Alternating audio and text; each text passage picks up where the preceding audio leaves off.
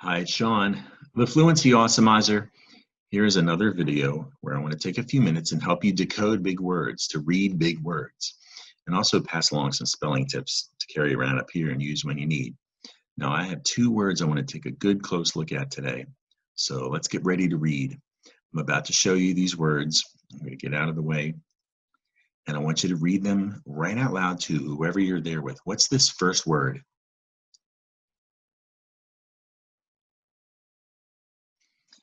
Okay, what's this word?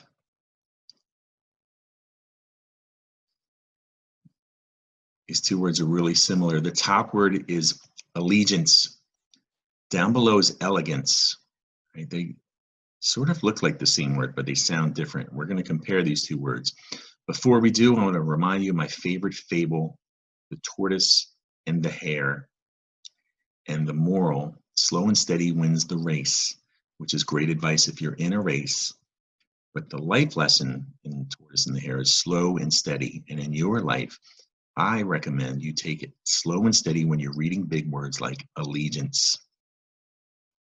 And if you read like the tortoise, you'll come along to a big word like allegiance, and it will be just like a race. It has a start and a finish, and it's a long way to that finish. And you'll go slow and steady and hopefully read allegiance. The thing is, a lot of young readers are like the hare. They're in a hurry. They want to get to the finish line first and fastest. And they'll zip through a word like this and make mistakes. And that's why we're going to compare these two words today. Before we do, which reader are you, the tortoise or the hare? Go. Okay, you can see the tortoise is not going to win the race, is not going to finish reading first. That's not important. Slow and steady wins the race is important. That's the life lesson. And be the tortoise when you're decoding, okay? You'll be a lot more responsible. All right, let's compare the two words, allegiance, and a word the hare might say when it zips through allegiance, elegance. Both words start with a similar syllable. Up top is al, down below L. It's just the slightest difference, all right? There you can see the E down there. Allegiance, elegance. Looks like the word leg is in both of those words. And they both have the ending ance, A-N-C-E. We'll talk about that ending a little later. It comes from French, the French language. The big difference is there's this I right in the middle of allegiance. And that I makes a big difference because it's going to change the G sound. The letter G makes two sounds, right? Here's a way to remember it. Look at me over here. This is G in sign language, right? And up top, allegiance has what is called a soft G sound. And you can think of, I'm holding my hand up, think of it as a goose, honk, honk, honk. And if you like geese, then it's just a giant, ja. That's the soft G sound. But if you don't like geese, ew, gross. Get going, goose. Gross. Good. That's the hard G sound, right? So just a reminder, soft G, ja. Hard G sound. Good. All right, and that I, we're going to look at that in a moment too. That I is the reason allegiance has a soft G. Now, here's the confusion. Allegiance and elegance. I want you to take a look at that I, right? Watch this I. Here we go. The hare's going to zip through this word. On your mark, get set, go. Yoink. The I is the skinniest letter of all the letters in the alphabet. And it is so common for young readers to pretty much ignore it. It just disappears. It's so skinny. And if that happened when you went to read allegiance, then suddenly allegiance looked like al, leg, ence. Allegance, which starts to sound like elegance, right? And that is something that your brain can do when it's taking in those letters in allegiance and telling you to say elegance, all right? And that's how you can confuse them, all right? So let's look at the syllables of these words, or should I say syllables? Lee, that is an open syllable, lee. That E just keeps running because it's open. Allegiance. Gents, again, that because we're going to look at this in a moment. It's a soft G. It has to do with that I. Allegiance is a 3-syllable word. Stress on the li. Down below, against is a 3-syllable word. Stress that first syllable L. All right, now look at the word origin of both of these words, which pretty much is asking, where did this word come from? Why do we have this word in our language? There's a history behind these words. Allegiance comes from an old word, allegiance. It's Old French, right? Like way back in history, the original French language, this was a word, allegiance, and it meant loyalty, right? Loyalty, to be loyal, loyalty. Notice the E, right? Allegiance. That E is responsible for that soft G sound in allegiance.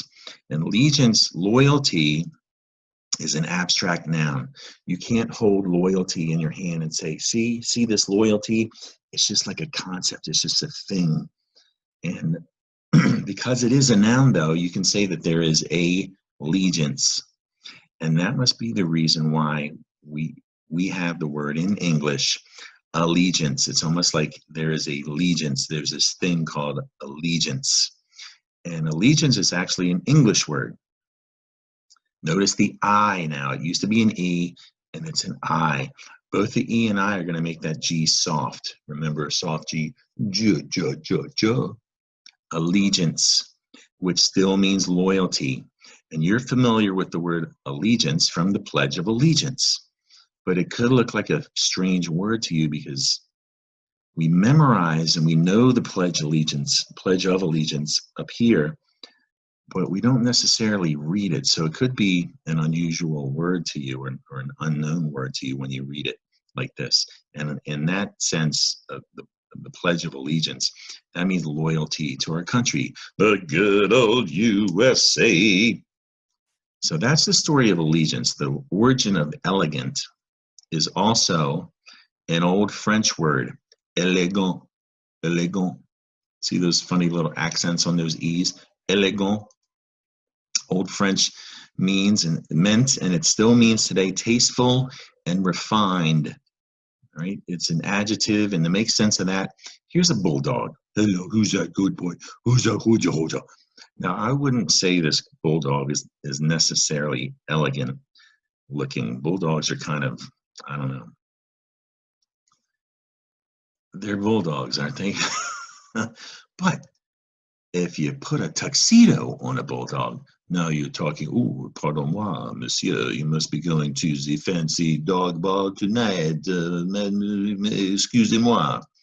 Elegant, all right? So elegant is an adjective, and we turn elegant into elegance, which is a noun. Elegance, that bulldog has elegance. Now that he has a tuxedo on, there's an elegance about him. And that's, you can kind of see that now, elegance.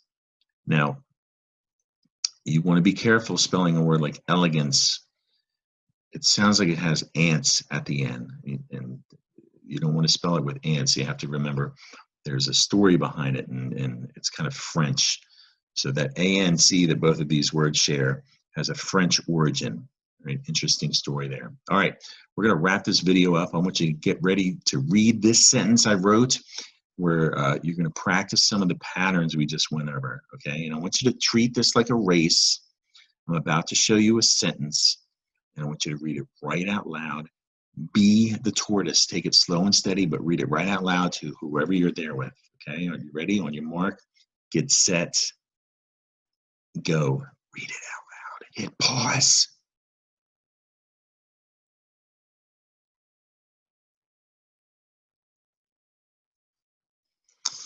Okay, that's going to do it for today's video. Subscribe to my YouTube channel where you can find lots more videos just like this one to help you decode big words. I make these videos for readers in 2nd through 6th grade, and even beyond 6th grade, and even before 2nd grade if they're ready.